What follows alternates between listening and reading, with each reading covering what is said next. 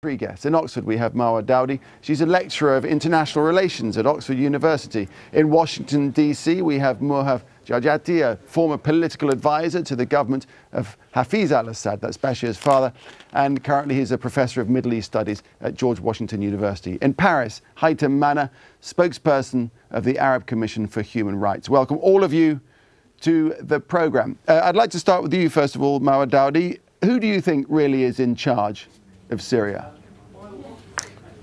Well, we're getting conflicting information about, of course, the security apparatus being very crisp about the situation and having increased and escalated the repression. And there's another scenario, which is that President Bashar al-Assad is somehow kept hostage of that security apparatus. And some other scenarios are saying that he's part of the decision-making system and that he has also agreed to the increased crackdown that we have witnessed in the last few days. So there are signals which are, in fact, showing reform. He has lifted the state of emergency and at the same time increased heavily the repression of protestations. So it's a bit, I would say, part of speculation to know exactly what is going on within the regime. And if I was to push you to speculate, what would be your view? My view is that I think the president has been keen on introducing reforms, but there has been like some pressure put within the regime to stop these reforms and to adopt what I would call more the Chinese model, which is to allow economic liberalization, but to impede and tame any will to contest the regime and to allow only very gradual opening of the system. All right, Muhav Jajati in Washington, what's your view?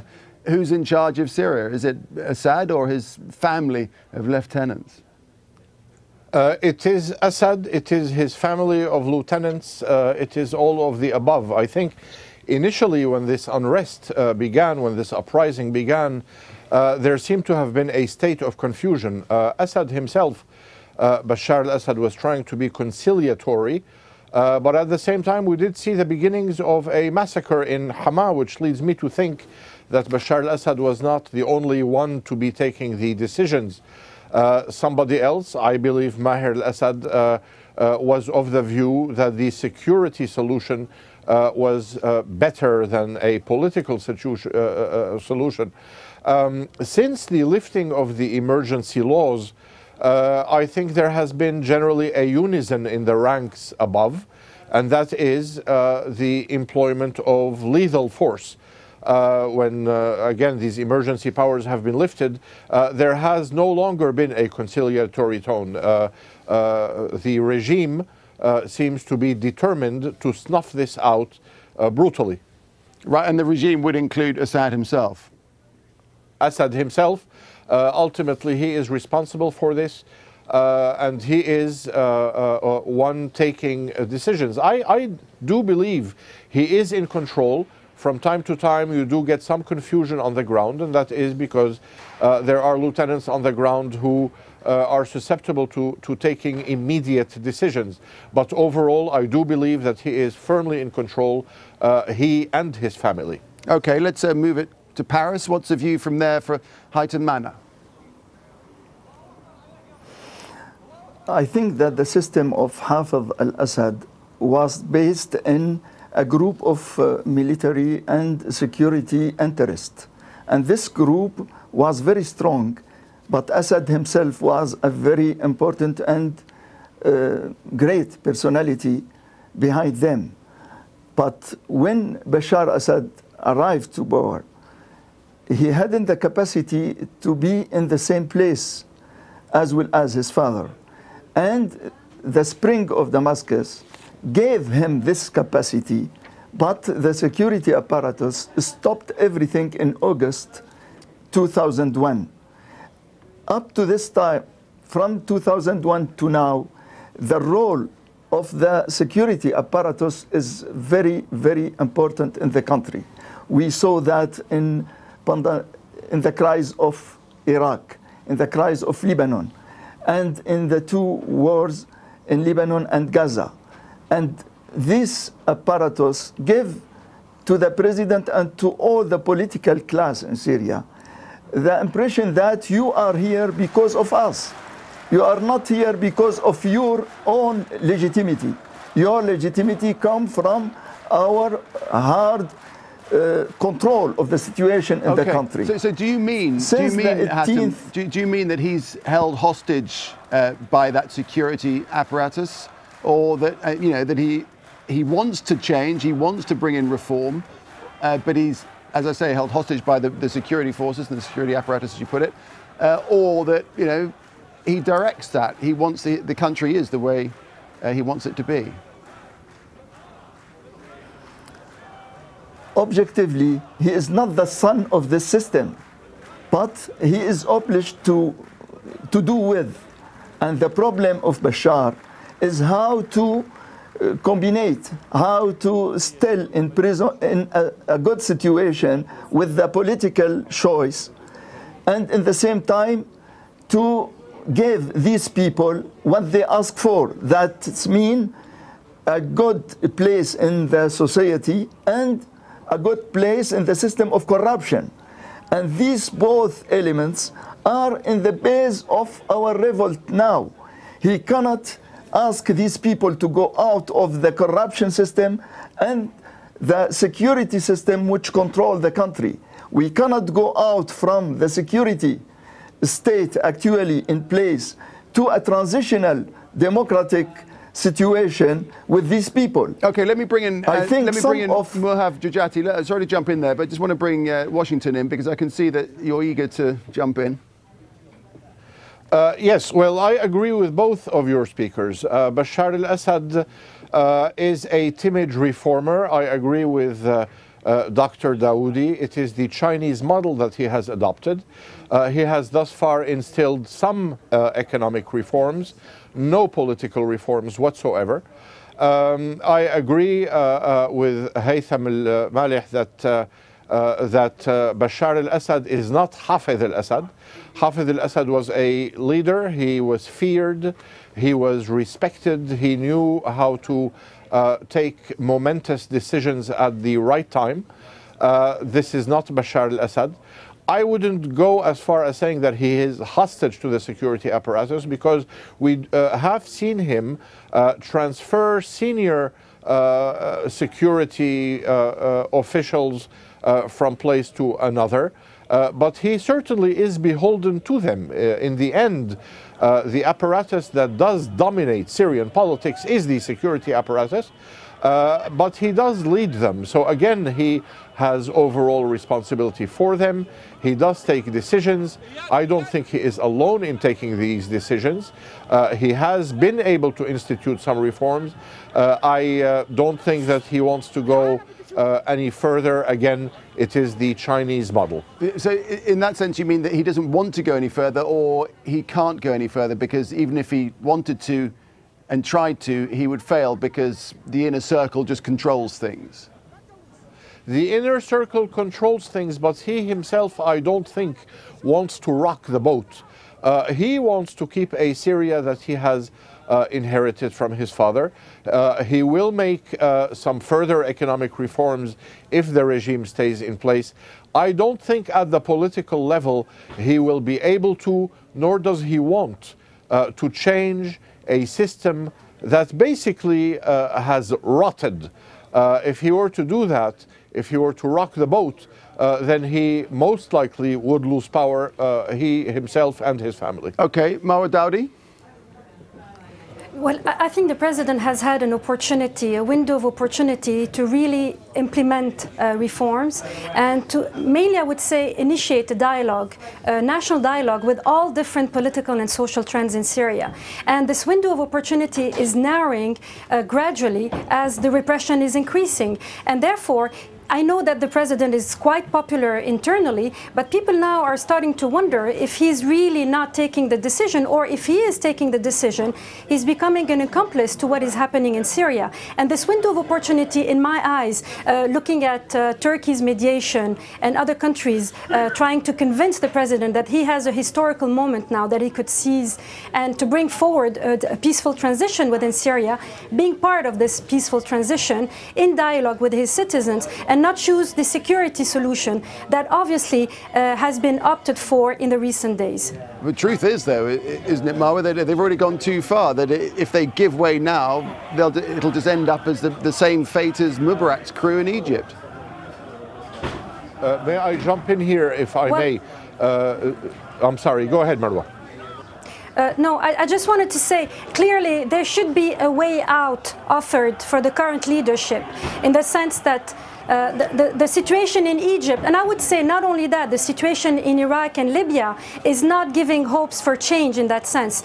We've seen sectarian strife in Iraq, we see foreign-led bombing and intervention in Libya, which is leading to a stalemate. I think there should be a third way offered, but the regime is currently not choosing that third way. It has chosen to just crush the protests, and I guess I would believe that, in that sense, the legitimacy that it had so far in terms of its foreign policy, the strong sense vis-à-vis Israel, the support of the Palestinian-Lebanese resistance movements, and having been able also to initiate strategic contacts with Turkey, with Iraq, started a dialogue with the Obama administration, all this would be completely cancelled if there is no internal legitimacy. And this is where there's a strategic choice to be made by the regime and by the president himself in the coming days, I would say. Okay, Muhab Jarjuti, you were political advisor to Assad's father, Hafiz. What's your view about it all?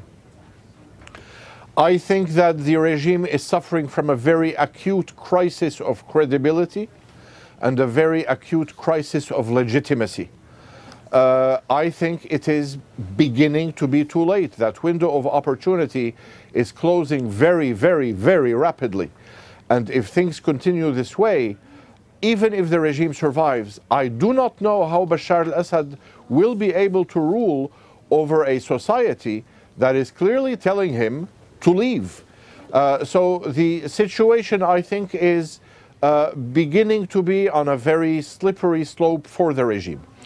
Okay, well, let's just take a pause there for a second, because I just want to get into another arena. The US Secretary of State Hillary Clinton expressing concern about the situation in Syria. She's also backed calls for EU sanctions against the Syrian government. She said the United States has announced targeted sanctions against key individuals and entities that have engaged in grave abuses in Syria. Together, we have to show the Syrian government that there are consequences for this brutal crackdown that has been imposed on the Syrian people. As late as mid-April, when protests in Syria were growing, the US Senator John Kerry suggested the West should offer President Assad more so he could afford to distance himself from his current ally, which is Iran, and perhaps change course. This, analysts say, is why 3 key US senators failed to persuade President Obama to declare that Assad had squandered his legitimacy and must step down. It might also explain why no sanctions were imposed on Assad himself, but only on his brother and his cousin. If the US is indeed offering Syria an opening, Assad doesn't seem interested. And even if he were, it's believed that his family would likely pounce the moment he flinches. That's one view. And finally, this view is also shared by the British Foreign Secretary, William Hague. And he said one of the difficulties in Syria is that President Assad's power depends on a wider group of people in his own family and, of course, other members of his government. I'm not sure how free he is to pursue a reform agenda. Haytham, Manna, what influence do you think the international community can bring to bear on the situation in Syria as it escalates? First of all, I ask the international community for not comparing the situation in Syria with any other country. Every situation, Egypt, Libya, Tunisia, is unique. And we cannot compare countries one with other. The second thing, it is very important to know that sanctions is against human rights. And if we like to use the word sanctions, it must be personalized and only for the criminals, not for the society. Because currently the sanctions have been imposed on his brother and his cousin, but not on Assad himself, so on individuals. You know, there is also many sanctions against Syria at all, not only against the Assad family. And we don't accept this kind of sanctions in Syria or in any other country. But the most important thing that for me today, if I'm looking for a pacific transition in Syria, how to do? Who is my interlocutor? Is he Bashar al-Assad or the Minister of Defense or some generals in the army or it is the real question, because our movement, our revolt is pacifist, and we don't have the looks to use any arms in our struggle. For that, we must look in any time, and and in this time, in this crucial moment, because today, to be clear, we don't have enough people in the street, and the military option is died. For that, we must look for other things. The military option will not continue because it is useless for the war as well as for the society. It is, okay. It is really let me bring in Muhaf Jajati. Muhaf, your thoughts from Washington? The international community, specifically the US and the EU, have been tame thus far. They want to leave, I believe, a window open for Mr. Assad to make the right choices. In the case of the United States, these targeted sanctions are a diplomatic slap on the wrist and nothing more. Nobody has talked about Assad not being a legitimate leader anymore. In the case of the EU, to the best of my knowledge, there are no EU arms exports to Syria. So imposing that sanction on Syria, again, is a diplomatic slap on the wrist. The United States has a strategic interest in Syria. Syria is an important country which is at the intersection of different theaters of battle, whether in Iraq or Palestine or Lebanon. And I think the Obama administration prefers to continue dealing with the Assad administration, although it does not like it very much.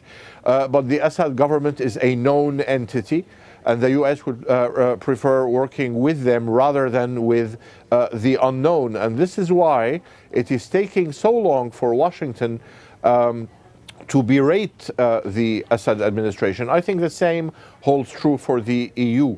Now, should the international community withhold international legitimacy from the Assad regime, I think that would strengthen a lot domestic society in Syria in its wish for transformation. Okay, Moa Dowdy, what do you think about this current situation now and the direction it's heading? It seems to be escalating. Do you think it could ramp up to the scale of the horrors that we really don't want to think about, but the horrors of, when was it, 1982, when many thousands were killed in Hama? Is it likely to go that far? Well, clearly what has been taking place since a few days is a brutal crackdown, major arrest, security people going to the houses and arresting women, adolescents, supposedly activists or people just calling for freedom, political freedom. The worry here is that, of course, there's an increase and an escalation, and at the same time, I don't think this could be taking place in the same circumstances as 1982. The whole world is watching. The protests are being relayed on different, internet media. The whole world is watching, and also people are being killed, but the thing is, I don't think this will also impede the protests from going on. On the contrary, it's even like alienating people who before were advocating some sort of dialogue between the regime and the people. And this choice for the security solution is somehow delegitimizing completely any option for a national dialogue if there's no measure taken very quickly, I would say, by the president himself. And at the same time, the protesters are finding, some audiences outside. They're being backed outside. I think on the issue of sanctions, if I may go back to that, sanctions, if they're targeted towards officials, are fine. And again, as Mr. Manna said, there should not be a whole program of collective punishment of the Syrian people, which refuse that. In addition, also, I think any foreign-led intervention is also refused by, I would say, including opposition and human rights groups who reject any attempt to resolve the crisis, such as in Libya. So there's a need now. The problem is we're at a crossroads, how to deal with things. And Mr. Manna said, who will be the interlocutor, clearly. And on the other side, if there's, a fall of the regime in Syria, Syria has a very particular geostrategic position. The Arab-Israeli conflict has not been resolved. It's at the forefront of that conflict.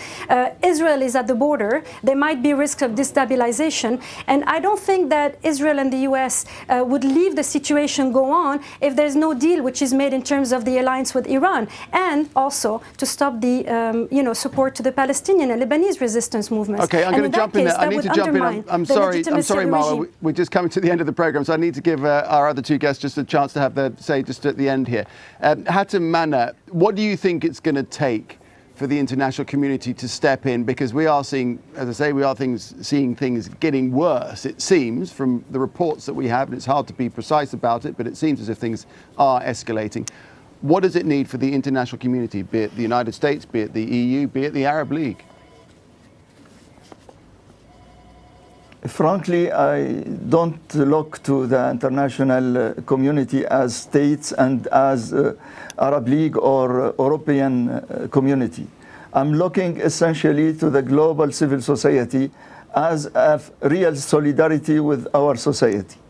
But the most important thing to me now is how many people inside Syria is involved in the revolt. If we have enough people inside Syria, the balance will change. Up to now, the military access of power stopped this capacity. And today we had as well as the same number of people in the street than last week. But last week we have less than the Friday before. And this is a real problem for us. Okay, I've got to jump in there because we've just got the Syrian society now. Okay, we've got 30 seconds left on the program. And the most important thing for me, it is. Muhaf Jajati, can I give you the final word to you, just in 30 seconds, that just sum up how you see this panning out and what needs to be done? The balance will not change even if domestic unrest increases, as long as the Syrian regime knows that the members of the Security Council are divided, that the Security Council will not take any punitive action.